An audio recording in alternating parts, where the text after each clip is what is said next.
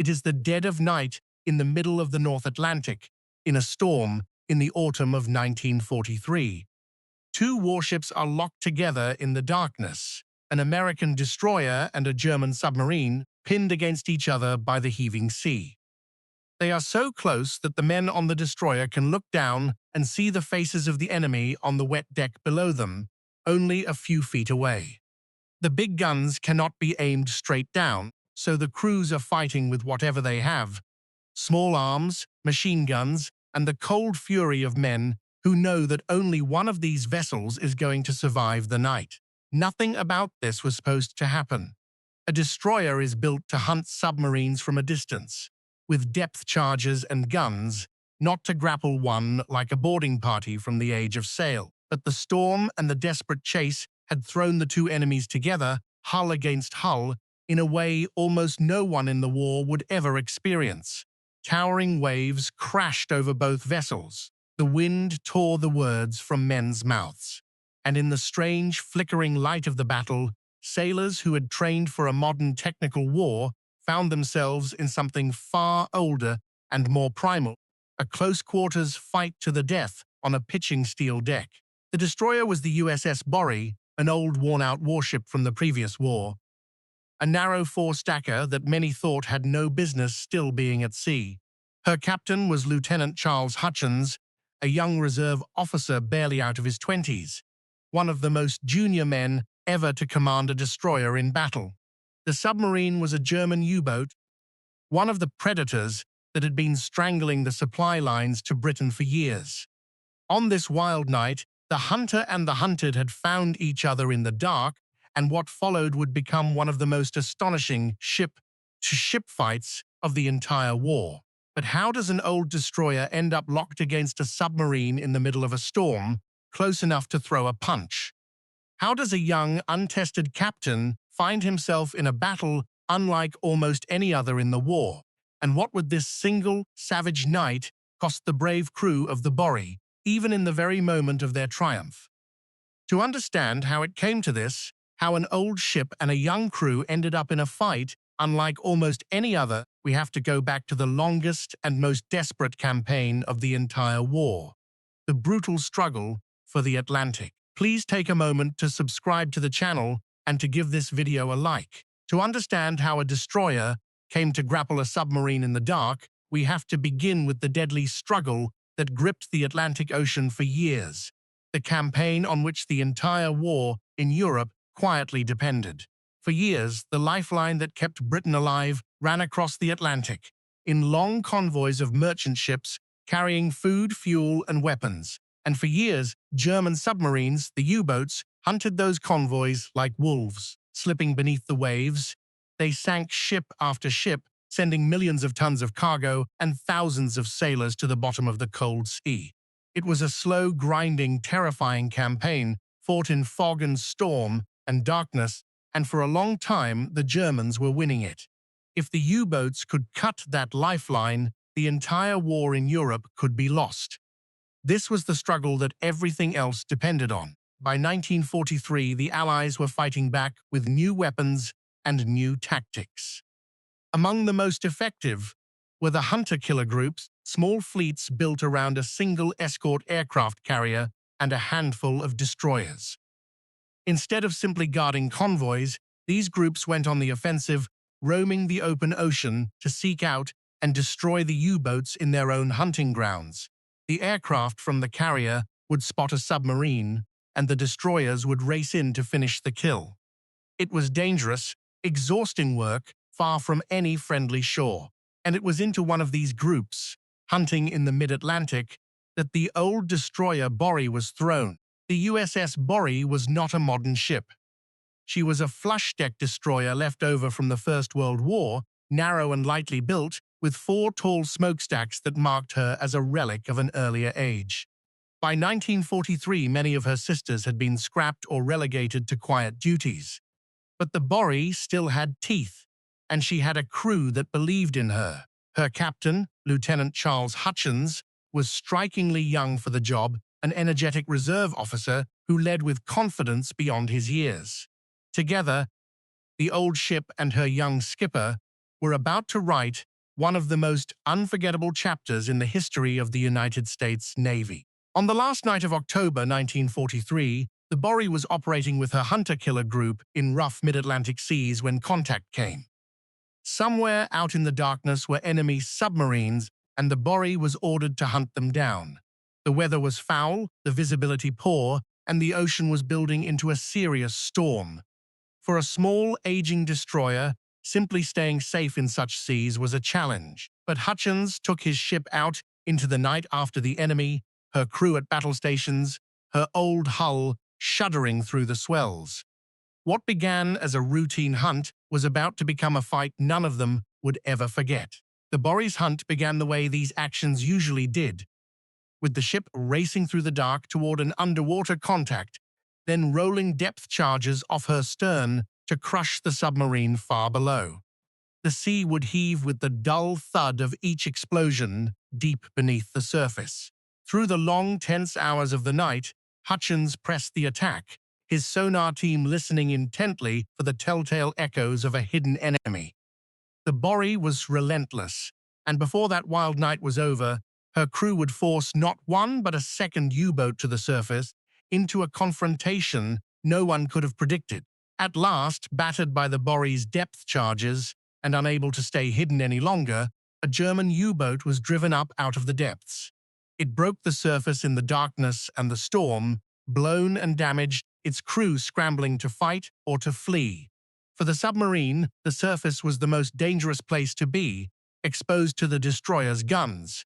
For the Borie, here at last was the enemy in plain view. Hutchins turned his ship toward the U-boat, his gun crews opening up across the heaving water, and the two vessels began a dead-range battle in seas so rough that simply staying upright was a struggle. What followed was a running gun battle, fought at ever-closer range in the howling dark. The Borie's guns hammered at the U-boat, while the submarine's crew fought back, trying to man their own weapons and to twist away into the safety of the deep. But the destroyer would not let go. Hutchins drove his ship in closer and closer, determined to finish the enemy before it could dive and escape. Shells flashed across the narrow gap of black water.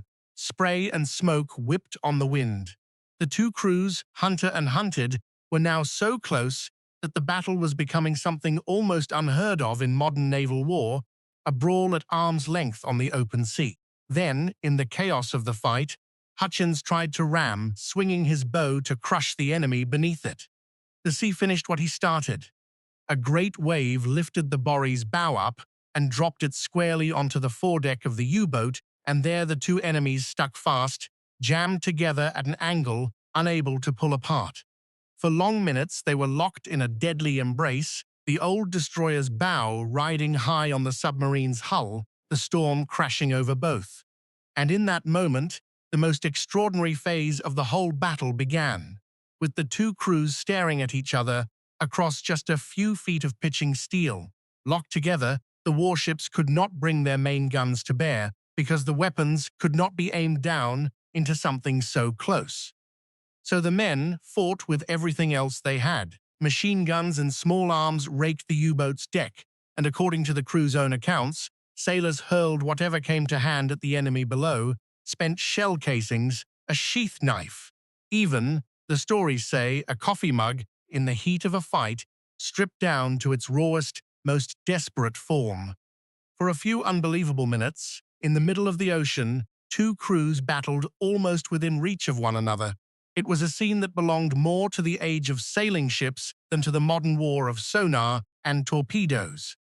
American sailors fired down onto the deck of the submarine, while the sea tried to tear both vessels apart. Every roll of the swells ground the two hulls against each other with a shriek of metal. Men braced themselves against the violent motion and kept fighting, soaked to the skin, half-blinded by spray and darkness. There was no room for fear, no time for anything but the next shot, the next handhold. In the whole vast war at sea, almost no one else would ever fight a battle quite like this one. At last, the same sea that had thrown them together pulled them apart. A surge of the swells lifted the Borie's bow and slid it back off the submarine's deck. and the two vessels separated, wallowing in the heavy seas. But the fight was not over. Now free to maneuver again, Hutchins brought his guns back into action, determined to make sure the wounded U-boat did not slip away into the depths. The submarine tried to run, tried to dive, tried anything to escape the relentless destroyer. The Borie, old and battered as she was, stayed locked onto her prey like a hound that would not be shaken off. In the end, the Borie's guns and her sheer refusal to quit decided the matter. The U-boat, hammered and unable to escape, was finished. The submarine slipped beneath the storm-tossed waves for the last time, lost with all her crew in the cold Atlantic. They had been the enemy, hunters who had sent many men to the bottom, but they too were sailors, and the sea took them as it took so many on both sides. For the men of the Borie, soaked and exhausted at their guns, there was the grim knowledge that they had won. And then, slowly, a more frightening realization began to set in. The same collision that had helped doom the U-boat had mortally wounded the Borie as well. When her bow had ridden up onto the submarine, the violent grinding of the two hulls had torn open her thin, aging hull below the waterline. Now the sea was pouring into the old destroyer. Down in her engineering spaces, men fought a desperate battle against the flooding, working in rising, freezing water to keep the ship alive. The Borie had killed her enemy, but in doing so, she had been dealt a wound that all the courage in the world might not be enough to save her from. Through the rest of that long, terrible night, the crew of the Borie fought to save their ship. They battled the flooding, struggled to restore power, and tried everything they knew to keep the old destroyer afloat in the heavy seas. Hutchins and his men had faced the enemy and won, and now they faced an even older foe, the merciless ocean itself. Hour by hour, despite all their efforts, the water gained. The Borie was dying beneath their feet, and slowly it became clear that the victory they had won was going to demand a heartbreaking price. By the following day, it was clear the Borie could not be saved.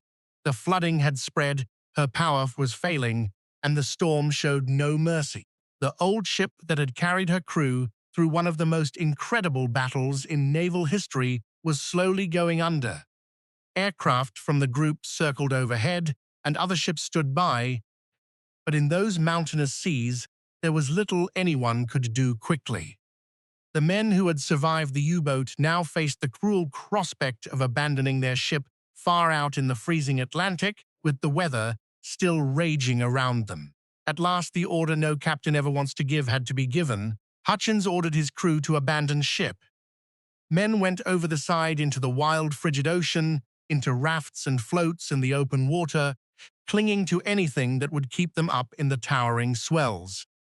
The Borie, their home and their fortress through the long battle, was left behind to the sea. For sailors who had just won an almost unbelievable victory, it was a bitter, frightening moment, trading the deck of their ship for the mercy of an ocean that cared nothing for what they had just achieved. And it was here, in the water, that the cruelest blow of the night fell. The seas were enormous, and the water was bitterly cold, and rescue in such conditions was slow and desperately difficult. As the men of the Borie waited to be pulled to safety, many were overcome by the cold and the exhaustion and the violence of the sea. Sailors who had come through the battle itself unharmed were lost in those final hours, slipping away within sight of rescue. The victory over the U-boat had been won, but the ocean took its own toll from the brave crew that had earned it. By the time the survivors were finally hauled aboard the rescuing ships, dozens of the Borie's crew were gone. Most of them lost not to the enemy's guns, but to the freezing Atlantic during those final, agonizing hours. The old destroyer herself, too damaged and too dangerous to save or to leave adrift as a hazard, was sent to the bottom soon after by her own side. The Borie's incredible fight was over, paid for in full by the men who had given everything, first to win it against the enemy, and then simply to survive the sea that had witnessed it. The survivors of the Borie carried the memory of that night for the rest of their lives. Their young captain, Charles Hutchins, who had led them through the impossible, was decorated for his extraordinary courage and skill receiving the Navy Cross, one of the highest awards the service can bestow. He had taken an old, outmatched ship into one of the strangest and fiercest battles of the war and had won. But like every man who survived that night, he carried the loss of his shipmates with him, the price of a victory that no medal could ever fully balance. In the long history of the war at sea, the fight of the USS Borie stands almost alone. It is remembered as one of the most remarkable single-ship actions ever fought, an old destroyer and her young crew grappling a submarine in a storm and prevailing against every expectation. Today, decades later, the brutal U-boat war that shaped their fate is kept alive on screen in films like Greyhound. But behind the films were real men on a real ship who fought a battle so strange and so fierce that it can still hardly be believed. So how did an old destroyer come to grapple a U-boat in the dark and win? Through the daring of a young captain, the skill of a veteran crew, and a refusal to let the enemy escape, even at the cost of their ship and so many of their own. The men of the Borie remind us that some victories are bought at a terrible price, and that courage and grief are often woven together. If your father or grandfather served on the destroyers, escorted the convoys, or fought the long war in the Atlantic, leave their name and one thing about them in the comments below. They deserve to be remembered by name. Thank you for watching Wartime Journals, and we will see you on the next one.